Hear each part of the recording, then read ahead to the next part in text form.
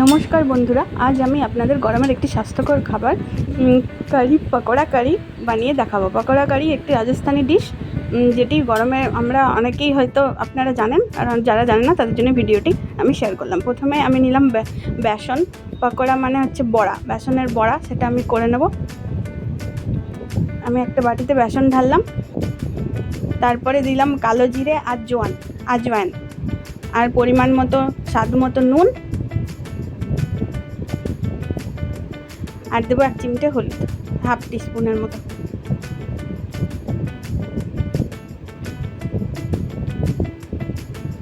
তারপরে এগুলোকে ভালো করে মিশিয়ে নেব।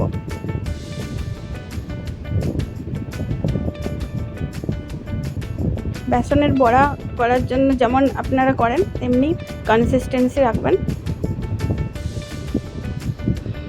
ভালো করে মিক্স করে নিচ্ছি।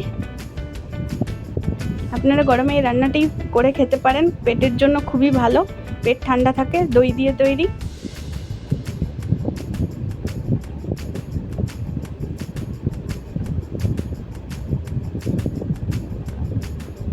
বেসনটা যেন ঢেলা ঢেলা না থাকে, ভালো করে মিক্স করতে হবে।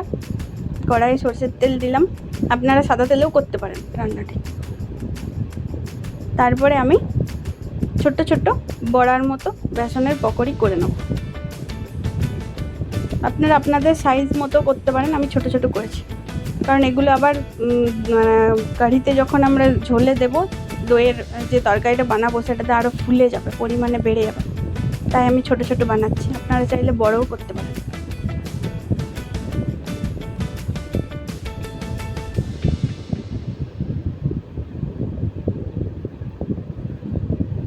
হালকা হালকা ব্রাউন হলে বড়াগুলো তুলে নেবো। এবার আমি ছোট এই বাটির পরিমাণে আমি দেখাচ্ছি। এই 1 বাটি আমি দই নিলাম, আর 1 চামচ,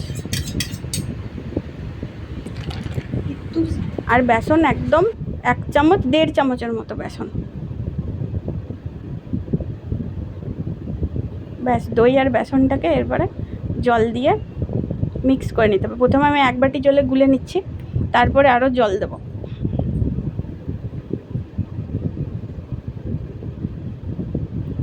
যেন এই মিশ্রণটি ভালো করে এমনভাবে গুলতে হবে যেন বেসনটা পুরো মিশে যায় দইয়ের সঙ্গে, যেন ঢেলা ঢেলা না থাকে।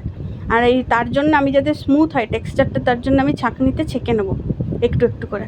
দই আর বেসনের মিক্সচারটি ছাঁকনিতে, ওই যে বাটিতে বেসন বড়াটা করেছিলাম সেই বাটিতে আমি ছেঁকে নিচ্ছি।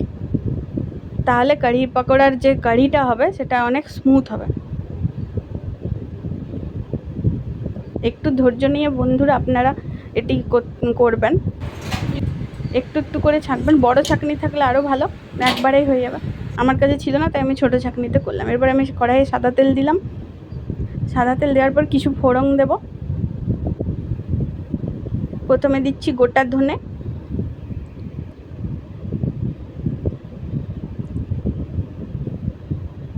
তারপর একটু শুকনো লঙ্কা,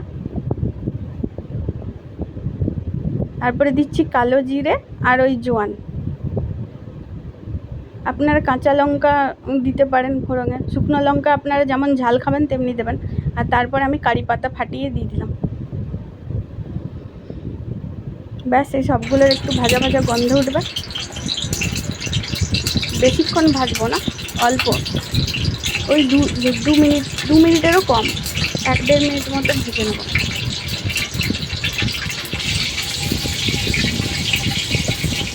কারি পাতার একটা খুব সুন্দর স্মেল আসবে। তারপর আমি ওই তেলের মধ্যেই রঙের জন্য একটু পরিমাণ মতো হলুদ দেব। আপনারা যতটা কারি বানাবেন সেই পরিমাণ অনুযায়ী হলুদ দেবেন। আর এই যে আমি বাটিতে যে দই আর বেসনের মিক্সচারটা করে রেখেছিলাম, জল দিয়ে আমি আমার পরিমাণ মতো দিয়ে দিলাম। আপনারা যেমন খাবেন তেমনি পরিমাণ অনুযায়ী করবেন। আমি 1 বাটি আর 1 চামচ দইয়ে অল্প 1.5 চামচ মতো বেসন মিশিয়ে আর জল মিশিয়েছিলাম 2-3 বাটি মতো। আর আপনারা এবারে ওই পরিমাণটা বাড়িয়ে যেমন করবেন সেই কনসিস্টেন্সি অনুযায়ী জলটা দেবেন।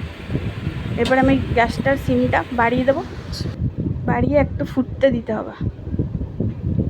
আমার মনে হচ্ছে একটু হলুদটা কম আছে, তাই আর একটু হলুদ দিয়ে দিলাম। এবারে দেবো নুন, আর স্বাদ মতো ব্যালেন্স করার জন্য সামান্য চিনি দেবো।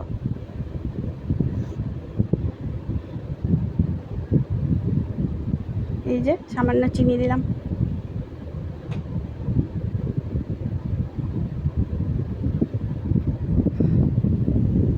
এরপরে সব জিনিসগুলো একসঙ্গে মিশিয়ে ভালোভাবে ফুটতে দিতে হবে। আরেকটু জল দিয়ে দিলাম। এরপরে ভেজে রাখা বেসন বড়াগুলো দিয়ে দেবো তার মধ্যে।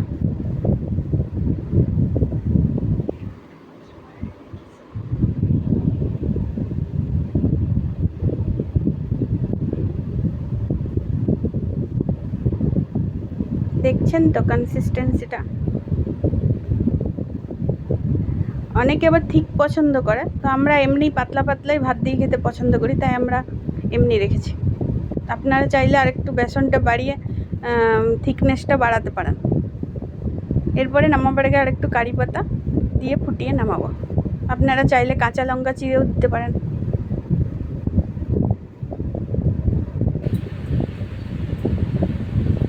ব্যাস, সিম্পল রেসিপি, বেশি কিছু ঝামেলা নেই, কয়েকটি মাত্র উপকরণ আপনারা দেখতেই পেলেন। ব্যাস, আমি এবারে বাটিতে সার্ভ করে আপনাদের দেখাচ্ছি। এই যে আমাদের রেডি কারি পকোড়াওয়ালা কারি। Thanks for watching.